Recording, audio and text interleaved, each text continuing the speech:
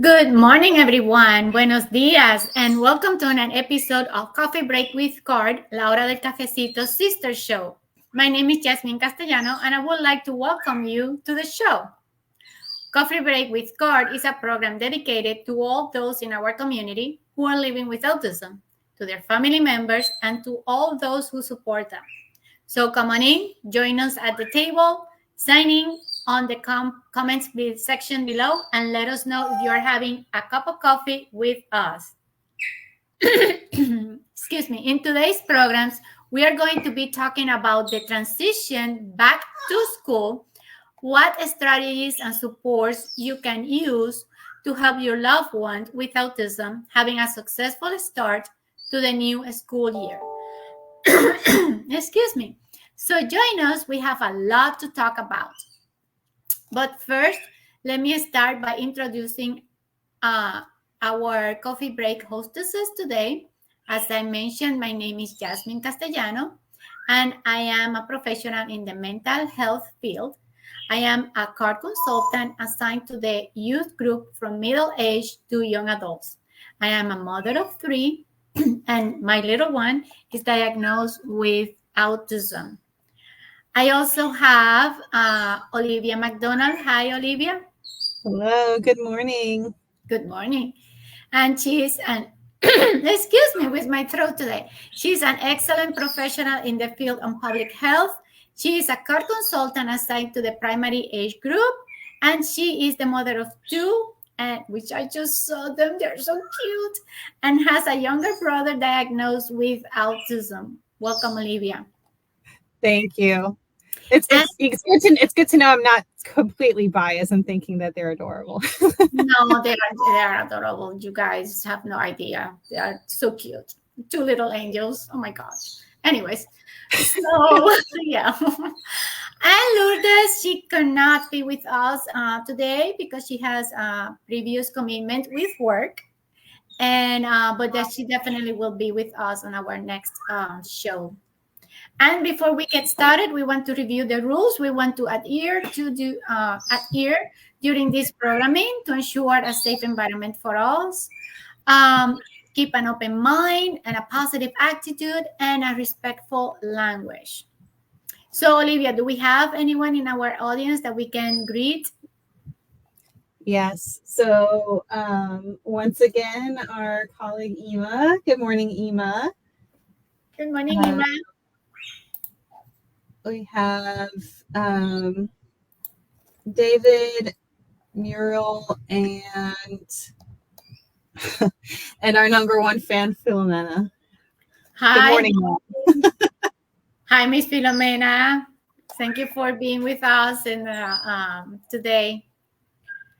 And for those of you who are just joining us, in today's program, we're going to be talking about the transition back to school, and Olivia is going to be sharing with us information about the strategies and supports you can use to help your loved one with autism having a successful start to the school year. So join us. We have a lot to talk about. So good morning, Olivia. Good morning. What are some things that families can do at home to prepare for the upcoming school year? So there are a lot of things that occur before and after school that impacts the overall experience, not just for the child with autism, but for their whole family. So a big one is sleep. We know that the quantity and the quality of sleep affects physical health, behavior, the ability to concentrate, and the ability to learn. However, many autistic individuals struggle with sleep. It's also very common for sleep schedules to become more relaxed during the summer. So it's really important to prioritize establishing or reestablishing those good sleep hygiene practices, limiting screen time, limiting the length of daytime naps, having a cool room, doing sensory activities before bed or using sensory items like a weighted blanket to make sure sensory needs are met can help too. And I think it's also important to think if there's any part of the morning or afternoon routines that the autistic child finds challenging. Is it transitioning from coming home and starting homework, getting dressed and eating breakfast in a timely manner? Uh, Families can use visual supports and practice going through those steps so that, on the first day of school, it isn't brand new or the first time in months that the student is trying to accomplish these tasks. And your card consultant can help with brainstorming ideas for your student and your specific circumstances. And that is a very important point that you are, I mean, all of them. But I just remember that for my child, she usually doesn't have homework. And almost by the end of the year, last year, like the last 3 months, the teacher decided to give some homework, very simple things. And she really had a hard time adapting to it. So now this year, I need to start, preparing her for that. Like, there's going to be homework. We need to, so that preparation, we need to do it ahead of time. We cannot expect, out of the sudden, hey, we're going to do this, and this is the way it's going to be. And something that's simple, we're not talking about like everybody has homework, that's not like but it's something so simple that it's hard. Those little changes that probably are not difficult for others, but it can be difficult for our kids. And it's not the how difficult the homework is, it's about that change. There's a change in my schedule, in my routine, that's what it is, and adapting to that. So Olivia, what things should parents and teachers communicate about before the start of the school year? So I want to first acknowledge that while there is a lot of important information to discuss, it might just not be possible to sit down and talk with your child's teacher or all of their teachers before the day, the first day, just for a number of reasons. So I'm going to share what my friend Althea does because I think it's a really great idea. So she creates a one-page document that starts off with what her son's strengths and interests are. I think we have,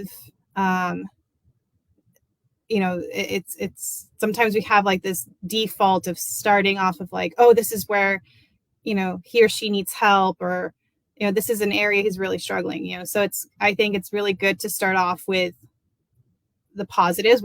Every human has strengths as well.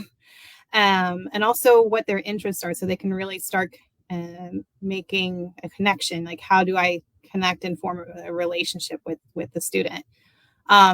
She then includes like the main goals from his IEP that she wants this teacher to know, and what strategies have been helpful in the past to support his learning. And then finally, her contact information. Again, like a lot of this information would probably be outlined in an IEP. But I know that sometimes, because it is a larger document, that sometimes it's not read as carefully. Or sometimes there's like maybe a new teacher or a sub or something. And so having that one page document can be really helpful for those circumstances too. Other things which would be maybe good to include there too would be, if there are behavior or safety plans, or data that the teacher is supposed to collect. If your child has any medical issues where they might need to go to doctor appointments, it would be good to discuss with their teacher about what the plan would be for them to make up work or tests.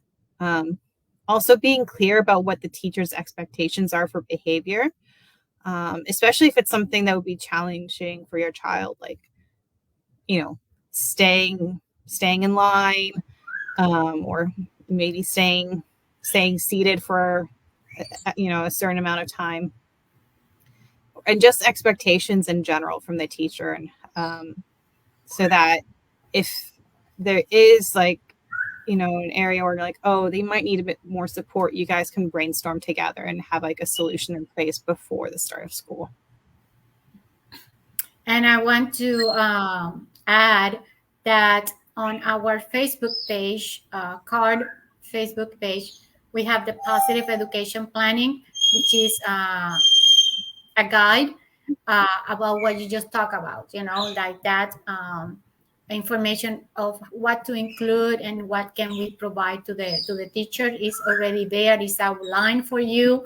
I mean, you just have to read it. It has some examples, and then it also have templates that you can use and write, the information, individualized information for your child. So we already have that. Mhm. So, Olivia, what can families do to emotionally support their loved one with autism? Um, this can be an emotionally challenging time. I mean, just for all children, but it's, especially um, children with autism. The return to school means being separated from their family members for a long period of time. They could be anxious about the large changes to their daily routine, like you mentioned. And the school environment can be very overwhelming, sensorially, especially if, they've been in a quieter environment at home for a few months.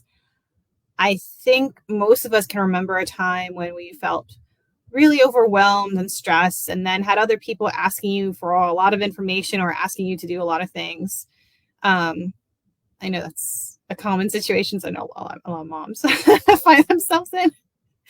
In that situation, it may take you longer to complete a task, or it becomes too much, and you snap at someone. These are normal reactions, and so it's not surprising that also happens for children with autism. It might look like a child is being defiant or aggressive, but remember, behavior is a form of communication. So, giving them that grace, I think, is important. Um, some things caregivers and teachers can do to help are giving more time to do a task, offering more choices, using visual tools, and creating opportunities to process any of those sensory issues. More information about strategies can be found in the trainings on our website, our e-library, and past coffee break episodes. We have a few on using visual tools, sensory issues, and behavior. Awesome, Olivia. And speaking about visual tools, can you share some ideas on how visual strategies can be used to help with the transition back to school? Yes, so there are many ways that visual tools can be used, but I'm just going to share maybe a few examples that could be helpful. So you can use a visual calendar to indicate what days the child will be at school, which ones they will be at home, and if there will be anything unusual, like a field trip or winter break. And so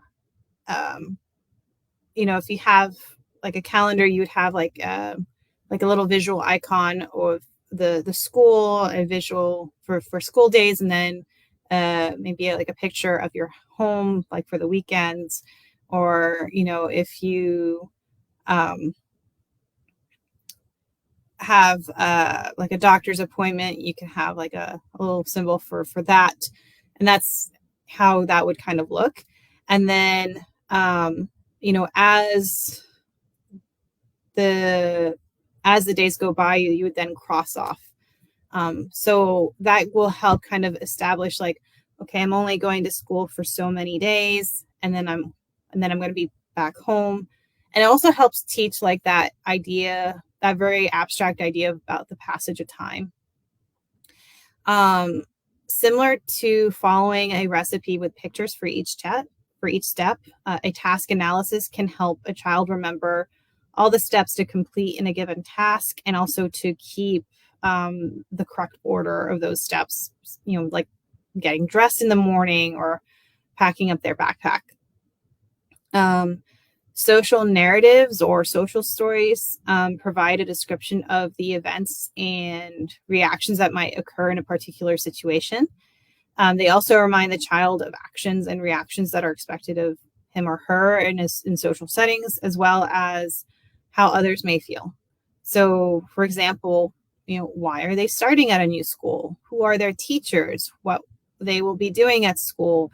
If they need help, who can they ask for help? Um, there are many social stories that you can find for free online that you can personalize with pictures of your own child in school. Um, Match the picture is another great visual tool. So the idea with that one is that you have a picture of the end goal that the child is trying to match.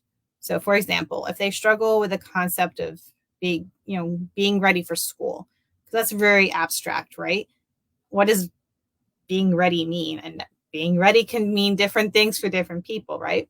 So what you do is you take a picture of your child dressed, wearing their backpack, holding their lunch bag, wearing all whatever you decide is being ready to go. And then you place it by the front door. So you can point to the picture before leaving the house so they can check that they have all the necessary items. And you can also do a variation of this concept if you're wanting to help them become more independent and for them to start packing their own lunch. You'd have you take a picture of the the lunchbox and like what items need to go in there for it to be packed lunch. Um, and that way, again, you're not sitting there and walking prompt by prompt. They're just looking at the picture and then independently doing the task. I mean, obviously, they might need a little bit of prompting at first, if it's a completely new concept. But the idea is that once they get it, to help them remember and keep these things organized, they have that visual to support them. And I want to add, Olivia, that with this journey, it's not about speed. To be successful is about consistency, Mm-hmm. patience, um, because sometimes parents can get discouraged, and I trust me, I understand. It's something I understand. We can get discouraged because it's like, but I've been doing this for 2 months and the child is still not getting it, or and Yeah. it is frustrating. uh, Again, trust me, I understand. Yeah. I'm a mom. um but um but the only thing that I can tell you is through consistency, patience, um and we can, of course, like we can change a little bit here and there, check with your child. So how come, what do you need, what do you think you might need, so you can remember to put your shoes in the morning. An example, we have been practicing and you still forget. How can I help you? How can I support you? What can we do? And just brainstorm some ideas together, as of Yeah. what can be done. And if he says, I don't know, mama, nothing, well, then let's keep trying this technique then. Okay, so yeah, all these techniques are very helpful and positive, and they do work, but Yeah. sometimes have to make them more personalized for our child, involve the child on all those strategies, and decision making is very important because that gives him a sense of control and a sense of ownership. So that's also very, very important. Yeah. And don't The, don't don't get discouraged, just keep going. the other thing too is that, if remembering multiple steps in the order is just very challenging, if it's something that's going to be asked in like kind of first thing in the morning, you can understand why that would be okay. I'm not very excited about getting out of bed and suddenly having to do this. But it's also like there's a lot of mental energy that's already been used up before they even get to school. So even if they are doing fairly well at a task, I think it's still a good idea to have those visuals there, as a don't think that, oh, they're doing well, I can take this visual away necessarily. You kind of have to see it. They might The reason why they are doing so well is because they have that to fall back on. So, um, yeah, especially on those days when they're a little bit more tired or they're sick. We all have those off days. Yeah, and we all do. I mean, I don't know about our audience, but I'm pretty sure that. But I need to start my day with a little bit of coffee. Regular coffee or mushroom coffee. So like you said, for my brain to wake up and start. So and most of us do something like that. We do something in the morning before we up, jump, and run. So our kiddos, there's no difference. They also need that little break before. It's not like, hey, wake up, go, go, and we want them to, no, they need that transition, and it's healthy for our brains as well. Mhm. Yeah. So, Olivia, is there anything else you would like to share with our audience? Yes. So I did want to share an idea my mom used when Kyle was starting at a new school, or starting a new school year. So she basically, I think you can see, yeah. So she created a short story about Kyle that the teacher could read to the class. It talked about what he liked to do, his family. Kind of see baby us. What autism was, what things Kyle found difficult, and what things others could do to help, that helps, what things helped Kyle to play with others. So that could be a helpful thing as well. If there's an open house at school, I recommend your child attends, so that they can also meet their teacher and see their classroom. You could also request to meet with the teacher a few days before school starts if they're not going to be able to attend the open house. And then, like I already mentioned, we do have a number of past episodes that go into more detail about some of these topics. So I will share the links in the comments section, and then of that guide that you mentioned, Yasmin. And then finally, our virtual library has a ton of really great information on school-related topics. So I'll share the link to that too. Perfect. And I love that idea, to, if the child is okay with it, to share a little bit of their story with their classmates. That helps a lot. I believe education, it's so powerful, and the more our kiddos knows about like autism, and in this case about my friend who also has autism, and what are the things he likes, what are their needs, how can I help, that's amazing. So I believe that bullying will be severely decreased if we Mm-hmm.